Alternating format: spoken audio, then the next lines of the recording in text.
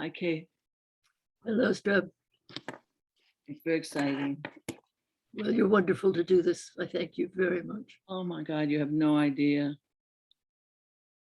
I think it's good to be nervous because when you're speaking to the magistry of brilliance and geez, it doesn't go away. I get all. When I'm speaking to the magistry of you. Okay. Well, yeah, we should be having a hamburger in front of us. I know. Let's get something to eat, for gosh sake. We're just letting all these people listen to us, aren't we? Yes, we are. Okay, let's go. Where are we? I don't know. Are we on? We are live. We're live. Okay. Okay. Welcome everyone to the first episode of the Skirball Tapes. Thank you. Thank you very much for being here. I am Catharine Stimpson, and I am honored to be your host. Now, the Skirball Tapes will be an ongoing series of conversations with extraordinary cultural figures. And who are they? They possess radical imaginations, and they have created indelible acts. That is the promise of the Skirball Tapes, to explore radical imaginations and their indelible acts. You're not going to find any gotcha questions here.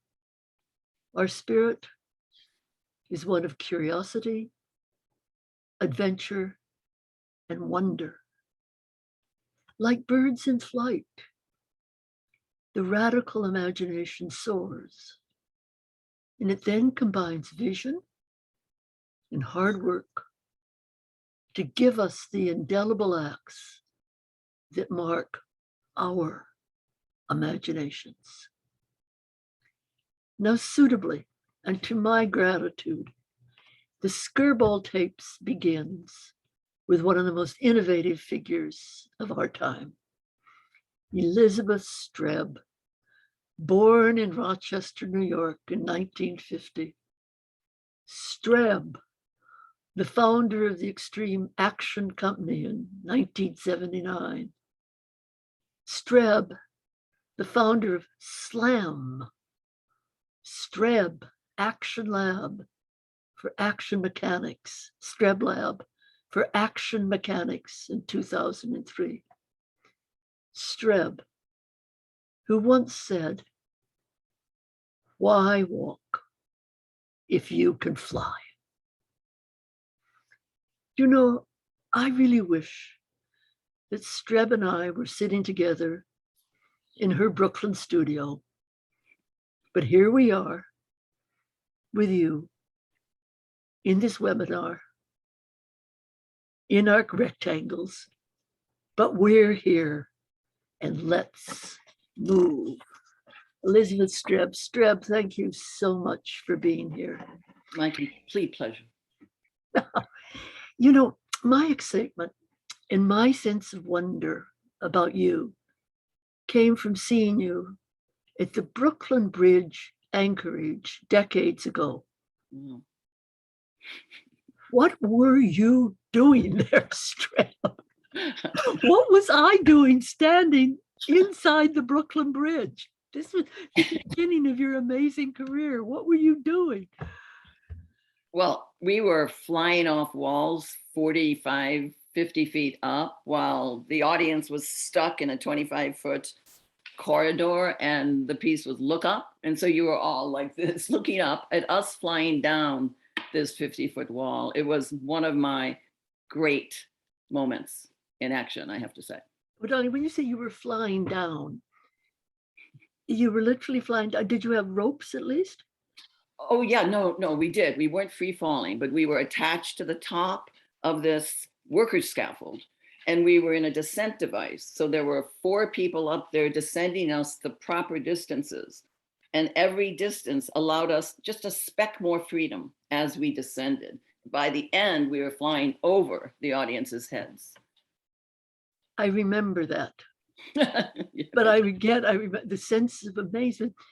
But you had been doing this for a long time, haven't you? You've written about your work.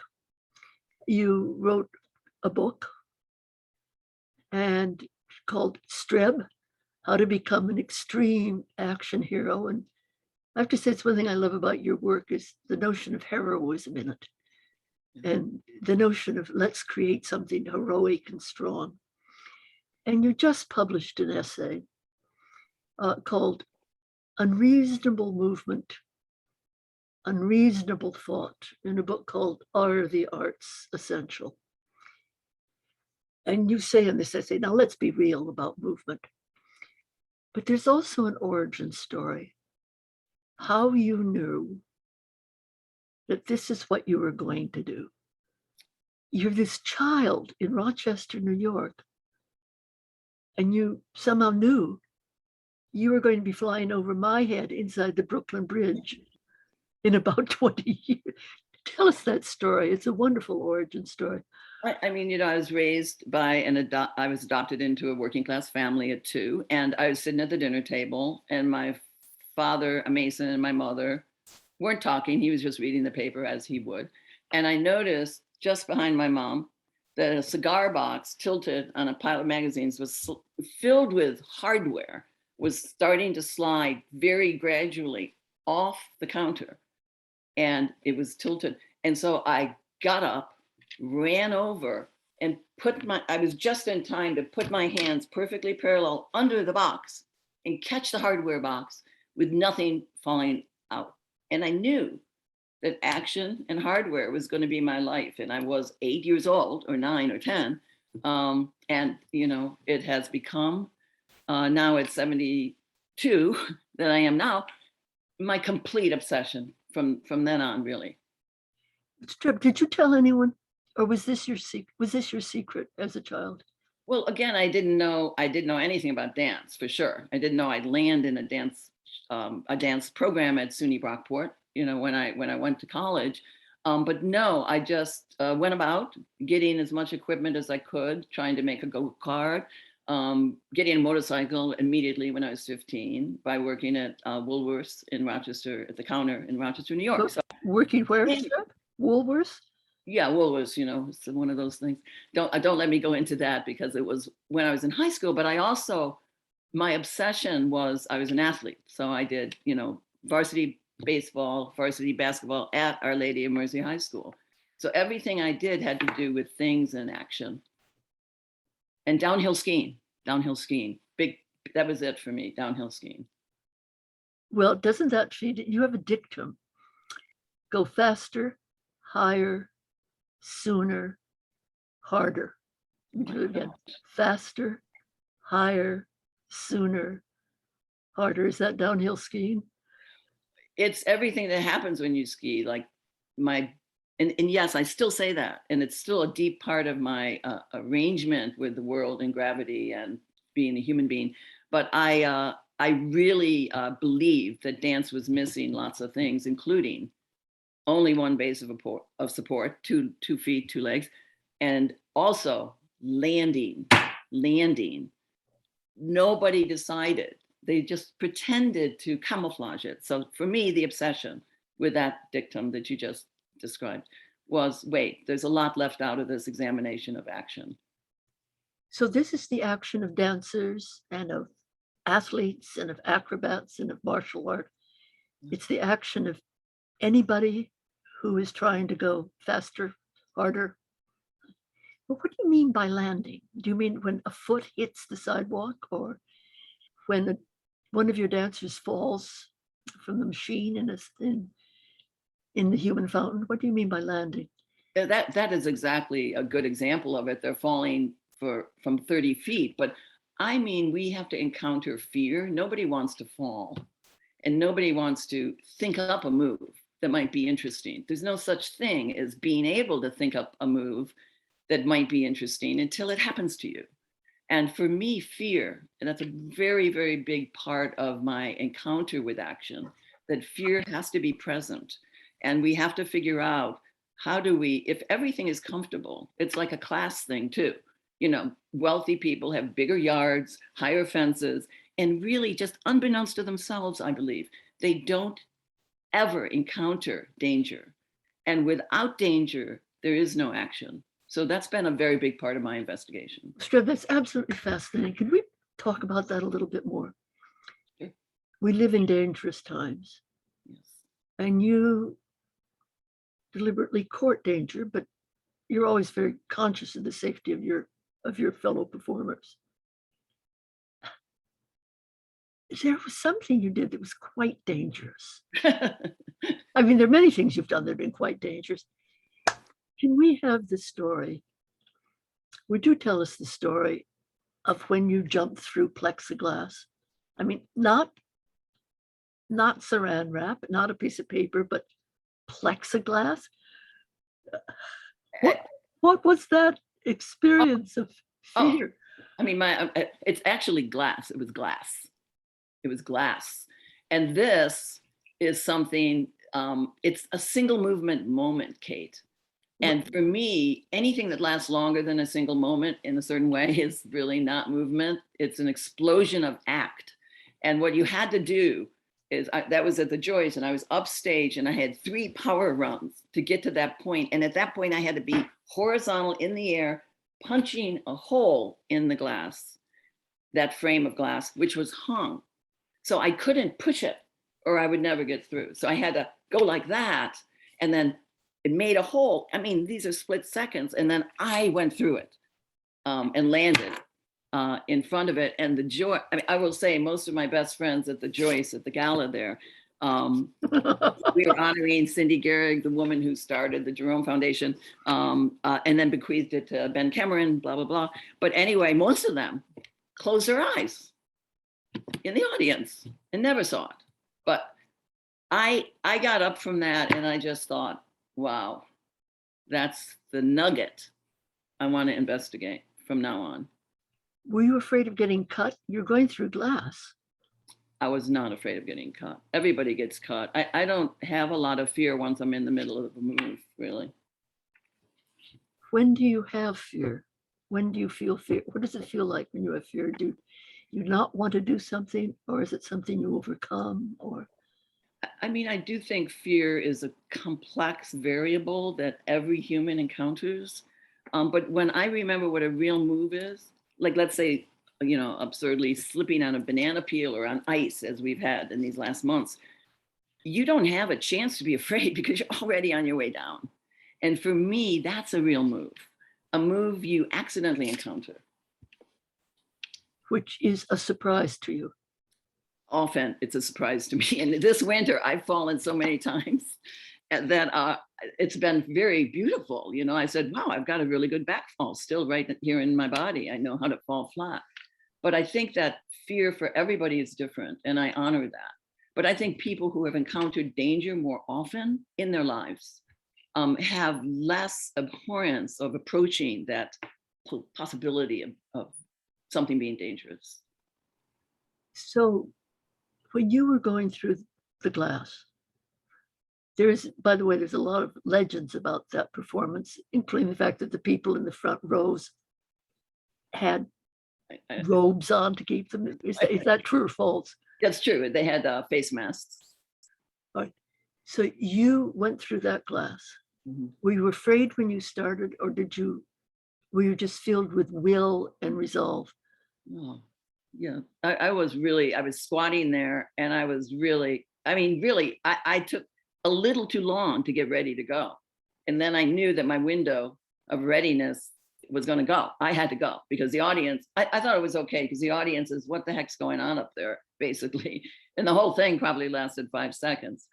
So, but I had, my job is to have the will to just do it, whether I'm scared or not. I don't fancy fear. I just sort of throw it out the window because I have a prepared mind and a prepared body before I do an act like that. Now, is it fair to say, STREB, the moves that you make you really are a scientist of action. Mm-hmm. In the moves that you make, you show how we move through time and space, mm-hmm. ordinary people. And we land lots of different ways. When I put my foot on the ground, I'm landing. So is it fair to say that as a scientist of movement, you show us how we move through time and space, but I also hear you describe something psychological, that as we move through time and space, we also have to move through ourselves, through our psyches, through our souls, as you will. So when you jumped through that glass, you went through psychological acts of preparation, launching, landing, but then you knew psychologically that you had grown. Is that fair to say? It is fair to say. It is fair to say. And to be honest, I don't spend a lot of time in the psychological zone. Otherwise, I'd never get much done. Well, I'm sorry to take you there. No, please, somebody has to. I want to take you back someplace if I can. There's this brilliant child. And didn't your mother take you to ballet classes? Or am I making that? No, my mother, it was my adopted mother. She queried me every week or so, what is it you want to do with your life? And we went through tennis, we went through ballet, we went through da-da-da. And she was there with me. In fact, I skied, from age 13 all the way through, 24. She took me to Bristol Mountain.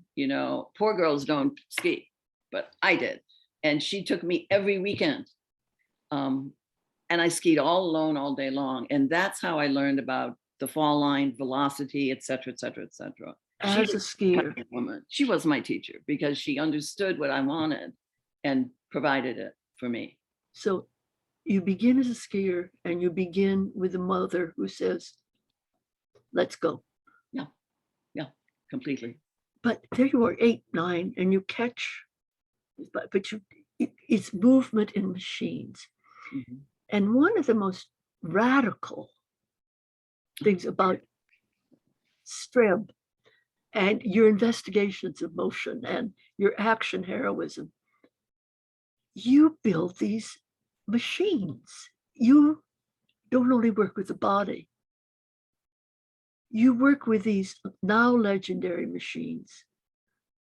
What do they give your investigations of daring, your investigations of action, your investigations of movement? Why do you need these beautiful machines? Well, Kate, you need it because without force inducted into the experiment, without force that you can't comprehend, that you can't predict. So every machine that comes in, has a capacity to promulgate forces that the human being is really not comfortable with. Like you're jumping on a jet engine and it's whipping around. Mostly centripetal force is what we have. Centripetal force, we can garner that inside a space big as a theater, big as my lab at SLAM. But that's what the introduction to that, and machinery changes the forces we're able to encounter, and that invents new vocabulary. If you had been in the Air Force, you would have tried to break the sound barrier, right? Chuck Yeager, yeah. And he knew, all the physicists were telling him that it's going to disintegrate. You can't break the speed of sound. You can't do it. And he knew intuitively he could. So, I'm vain to think they'd let a woman try and break the sound barrier, but he sure did. What is it? But that's your spirit. That's your spirit. But those beautiful sketches, is that where this is your diagrams of movement, right? Yeah. Do you diagram the machine before it's built? Do you work with an engineer to build those machines? Well, absolutely. And Mac Macadon is my technical director at SLAM for many years. And Neil Mazzella, who runs Hudson Scene, who is a brave man that put up all these Broadway shows and he's a motorcycle rider too, and he's been a miracle for us. So Matt designs them, we do it together, and then Neil builds them, and then they come to the studio. And so when you have the machines and you and the performers are working on the machines, you are experimenting with new forms of motion, new ways of acting, new ways of seeing what the body can do. Absolutely. And I draw everything out way before. I don't get on the machines anymore, the big machines. The dancers I say, I'll ask a silly question about the ladder, for instance, or about the London Eye and the spokes, for instance. And then they explore and figure out what works. And I decide like, oh, that's kind of a really cool new rhythm. We're trying to introduce new rhythms into the vernacular of stage movement as well. Stage movement, but also what we do in our ordinary lives.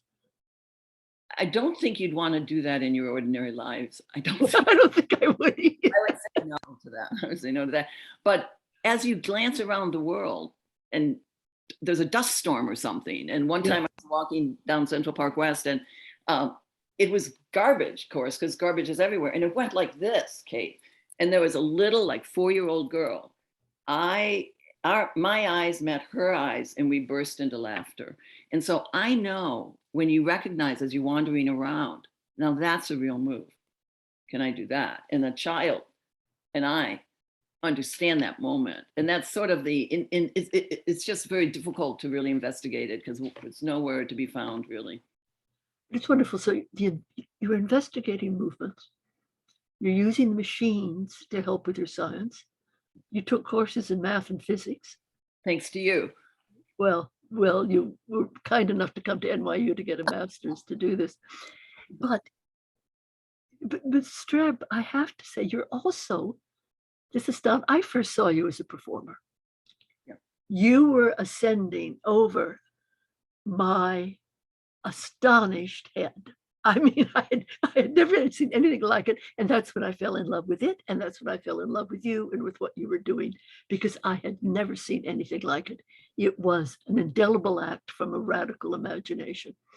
But as a performer, I think many of us were struck by what you did in the 2012 Olympics, when you came down City Hall. Can we just have a shot of that for people who might not remember that? Wow. For a while, STREB, I thought you were going to come down St. Paul's like Christ, but no. I tried. The bishops would have none of it. The bishops rejected you?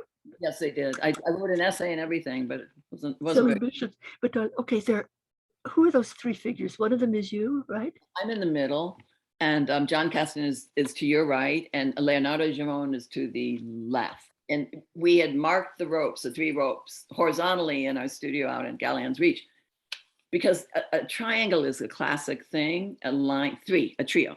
And so we did things like a straight line this way, this, and then there was a triangle this way, a cute triangle this way. We made shapes as we came down. I will be honest, I don't think they worked perfectly, because the people who were letting us down differently, it wasn't perfect because we couldn't get on that building till the day of. How big was that? Was that 500 feet, 300 feet, 400 feet? Well, it was way the heck up there, maybe 300, but it was curved. It was a Norman Foster building, Kate. And so the point being that you can't stay on a surface unless you're perpendicular to it exactly. But every step, your perpendicularity kept changing. So you had to memorize how it was going to feel, or your feet would have gone out from under you, or front or back, and it would have been very embarrassing, I think. So I wasn't worried about the height or anything like that. I was just trying to take the next step. So the action that was being investigated, and it was very beautiful to watch. Thank you. The action was walking down something that was curved. It was the relationship of your body to curved space. Yes, exactly, Kate. Well, as you know, we've sometimes talked about this in the past. It's thought to be an iconic story about performance. And that's Franz Kafka's A Hunger Artist, which he was published in 1924, just before his death. I have often thought of the contrast between this iconic story and you. Now, if people remember, the Hunger Artist was actually a historical figure. There were people who performed fasting. They performed going up to 40 days without food, fasting. And I think it's ironic to ask you about this, since when you were a poor kid in New York, you earned your living as a chef. And so asking about a performer who fasts. But then he loses his audience, he loses his impresario, and he dies in a pile of straw, neglected by an audience, but with a panther in the cage who is now drawing you. Does this story mean anything to you in your extraordinary life as a performer, not just as a scientist about motion and action, not just someone who has tried to build a lab to investigate action, someone who's tried to really look at dance as action? Does this story mean anything to you, or does it just seem to you a counterexample to you? It does. And when I first read it, Kate, and I love the notion that you assigned me this book, because I asked you, I'm terrible at comprehending paragraphs and such. I did very bad in English my whole life. I'd get C's. But as I read it and I tried to figure it out about, did he get buried alive? No, he was dead. If he had had a delicious meal, he would have never gone into not eating as a performative idea. And I just felt like the heartbreak. I thought the metaphor for me was so many artists, have their moment in the sun. And then they can't stop because they just were born to do X, Y, or Z. And then the fact of losing an audience or somehow not being special enough as the person drifted into death or non-existence was really comprehensive to me, because I thought, wow, that could happen. You lose your funding, you do this, but no artist could ever stop pursuing their goals. And I feel that the alliance there, there should have been a huge roar from the audience when he actually closed his eyes for the last time, buried in the bog. That's a beautiful, beautiful reading. But can I take us just back? We have so little time left, to my great regret. Can I take us back again to that notion of fear and how you overcome fear? You prepare for the action. You make yourself do it. It's an act of will. But do you have a fear of failure? And how do you work now with the fear of failure?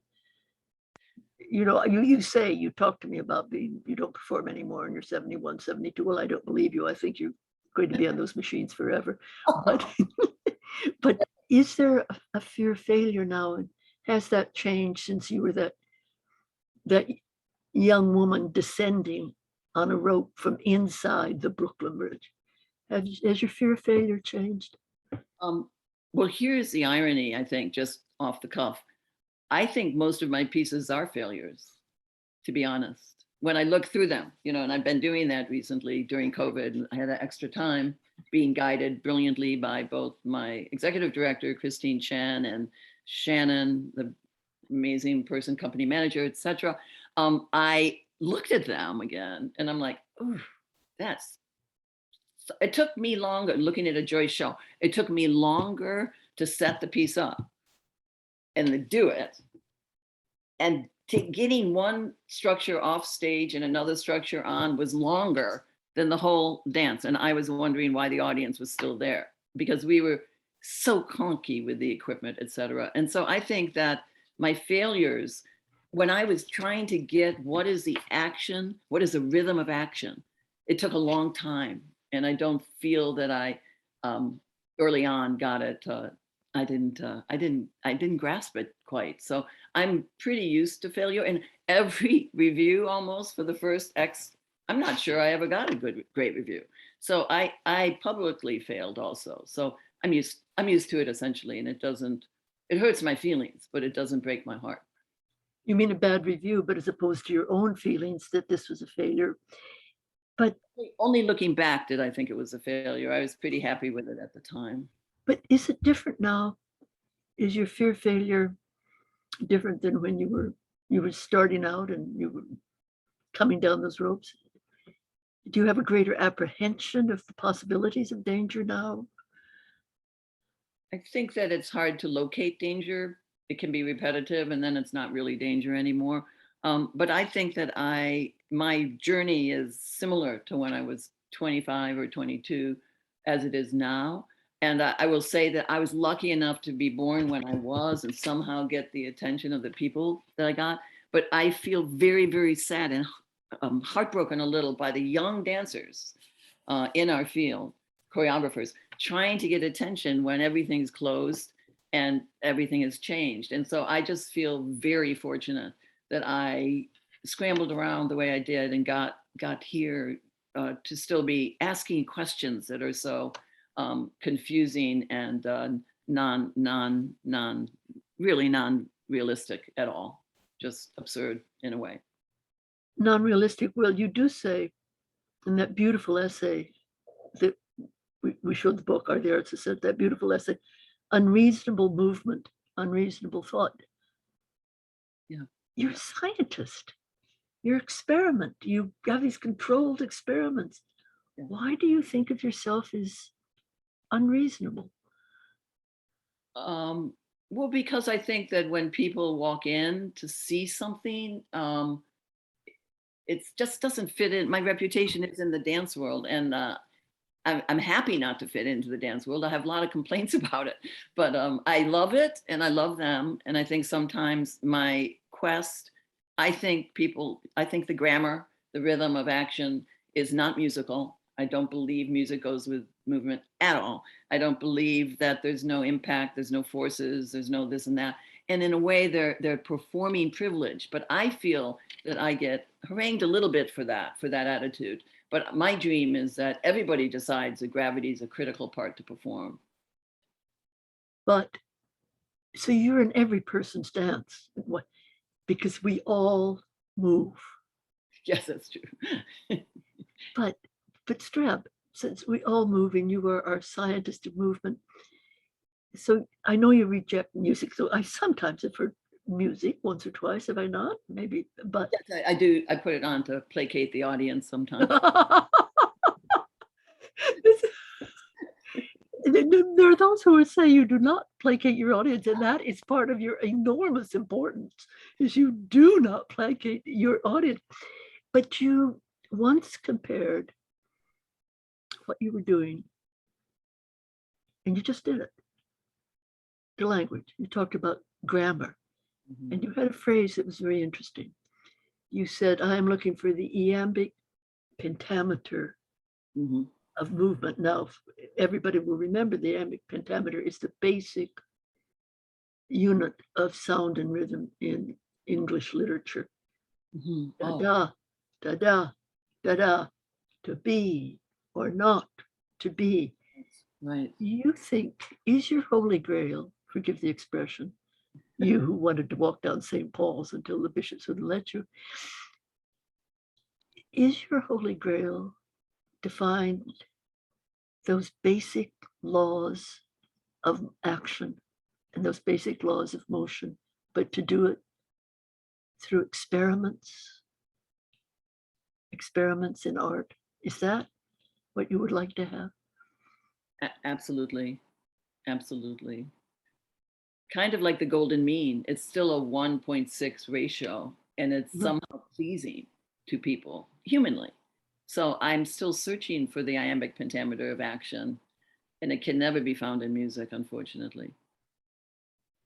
And your dancers doing the extraordinary things they do, and as you did, they are all like poems contributing to this compendium of action, only they do it by going faster and harder and higher and sooner. You push us so we can find out who we are as creatures of movement. Is that what you do?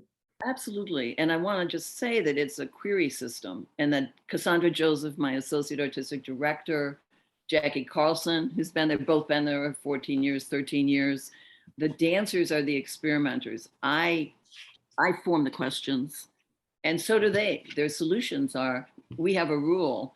You can do whatever you want, whenever you can, without changing, quote unquote, the choreography. So if you're falling from 30 feet and you can do 5 moves on the way down before you either land flat on your stomach or flat on your back from 30 feet, go for it. So the invention on in the dancers' bodies are huge. They face fear in the face, and we are all scared because it's our job to be scared. But it's not just me. I think it's an inquiry system, and that's why I think SLAM, STREB Lab for Action Mechanics, can go on and on and on, and not just have the archives collected that I've made, which I think is a wrong way to keep a choreographer's work alive. That's the wrong way. The right way is to ask a question that seems so unquestionably true, it doesn't occur to you to ask it. And those are my dancers. Those are my action heroes. Well, I think you have some other action heroes. I thank you for this, but I have one more thing I want to show you. I should. Out there in Williamsburg, in your studio, you have a school. You have the school, and it's to teach kids. Yeah. Pop action school. And can we just take some? There's that little girl. What movie is she doing? She's doing an X, I believe. Yeah. And who are the children here? Those are children that usually, when I first built SLAM, just quickly, I wanted the circus there, I wanted STREB there, and I wanted action there. And so it's a three triad set of contents. And it's open to the public. That's the other part of it. Since I get city money, government money, it should be open to the public. It should be free. So everybody comes for their own reasons, but I give them 3 reasons. And isn't that beautiful, those kids? A lot of the kids now that we've been there 20 years started at 3 years old or a year and a half, and then went all the way through the end of high school, and now they're in college. So we feel blessed to keep their curiosity, and that's Cassandra Joseph. And she keeps it, because I don't teach, I'm not a teacher really, and those are kids, and she teaches them, and so do several of the dancers as time goes on, how to fly. And boy, they already know how to fly. That's funny. That little girl. And what is this beautiful little boy learning about action? That was a bit ago, and I don't know, but the little girl is Cassandra's child. Her name is Nia. So STREB, this boy and that girl in your school, they are going to be the extreme action heroes. So you talked about failure. This is STREB. If this goes on, this is not a failure. This is continuing the experiment in the sense of achievement, of understanding who we are as creatures of action. As they say, you are our scientist, as well as our engineer, as well as a radical imagination at the age of 8 to say, motion and machinery. Wow. Including the machinery of the skis. Yeah. We have some questions. Would you forgive me if I just go to the questions and see 1 or 2? No, absolutely. You find beautiful questions, right? Let's see. Oh. STREB, Yeah. we talked about the hunger artist. Now, let me just disappear that question. The audience, the role and importance of the audience. Yeah. Is the work different when you're in the lab versus the performances, and the audience is there for the performance? Right. Is the work different, or is the spirit of inquiry the same, or how do you feel when you're actually performing as opposed to the lab? Is there any difference psychologically, physically? If we're in SLAM, yeah, for the audience there, yeah. The whole difference is the freedom the audience is provided with by walking into SLAM. They can behave any way they want. They don't have to sit there, be quiet for, 40 minutes or 2 hours. And so I think that action and people's spirits don't want to just sit in the dark hall quiet anymore, not talking, not making noise. And not, we ask them to take their silly machines out and video if they want. And so they get really complete freedom with the price of that ticket. So it's different only in the rules. When we were out at Meany Hall in Seattle, and in January, and we had the most incredible time. And we try to kind of crack apart the proscenium demands for the habits that they more or less infuse into their audience members, but not meanie hall. We were allowed to do just wild and crazy things. Michelle Witt was our presenter there, and she's spectacular. She gets it. But I think what you're saying is that the audience has to be as rambunctious as we are, I think, and not sit there and be quiet and obedient. So I think it's different at Slam, and that's what I love about it. Isn't the audience often scared too when in the human fountain and they don't know how prepared your dancers are? Don't people occasionally gasp or go, oh, or yes. Don't you pick up some fear from the audience? Yes, they do. I mean, we were lucky. We had 800 people at the Armory, and we did that there before we went to the Olympics. So I knew we would be okay. But the audience is, really the kids lead the audience, the older ones of us. The kids are just like they're at a circus and they want some popcorn and they know how to watch, recognize those moves. They're also closer to the ground and they bounce when they land mostly, but I think it's a very interesting experiment. I haven't come to any conclusions about it yet, not really. Well, we've talked about the kids that are your pupils that grow up and have a far greater sense of what it's like to be action needs. Do you think you might ever develop a piece about aging? Talk a little bit about aging, but do you think you might do a piece about the body that changes, like the knees that hurt, or do you just keep pushing? Do you just keep pushing, STREB? Well, I know what my last dance is going to be, and that is my prayer for my exit from this earthly life would be that I'm so used up. I feel that my job is to be so used up that when that moment comes, I just burst into dust.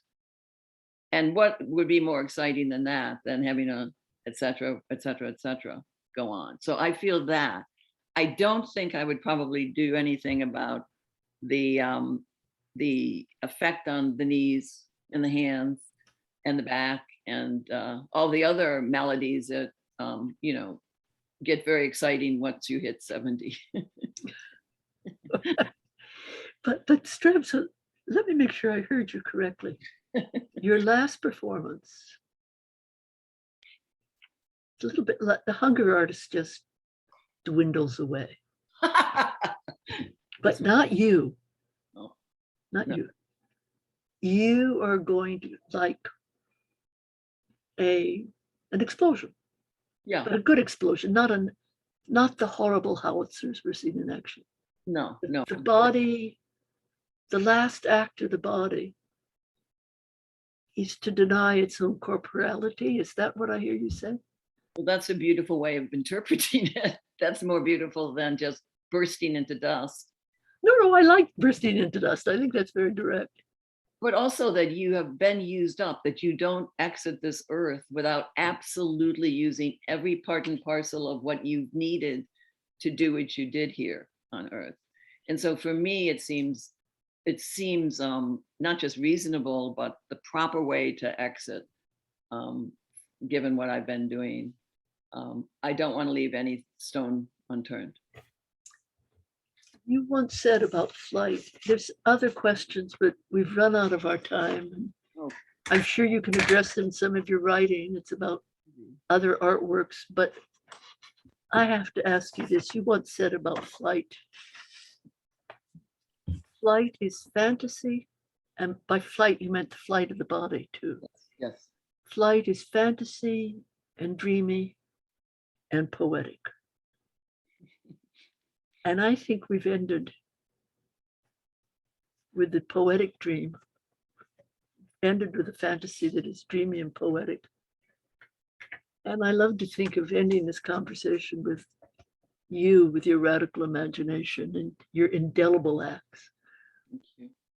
Thank I you. love to think of you investigating the sweat and powers and limits of the human body, combined with this dream you have to really understand it and to push it as far as it can go. as art. As art. So I thank you for being the artist that you are. I just thank you for being the artist that you are. And I want to thank you for being the first person in the Skirball tapes. My I- Oh, well, that's another form of action. That is another form of action, and that is the action of the other species with whom we dwell on this earth. May I invite the audience to accept my gratitude, and again, STREB, my gratitude to you. Okay. We'll be back again next month with Bill T. Jones. But please, to the audience, keep in mind these words: radical imagination, indelible acts. But in a times, perilous times, radical imagination, indelible acts that show us our limits and show us the flights, the dreams and fantasies and poetry of which we're capable. Oh, STREB, thanks so much. Thanks so very, very much. Wow. Thank you to the audience. Thank you for being here. We hope to see you again. We're going to go on with these. We very much hope to see you again.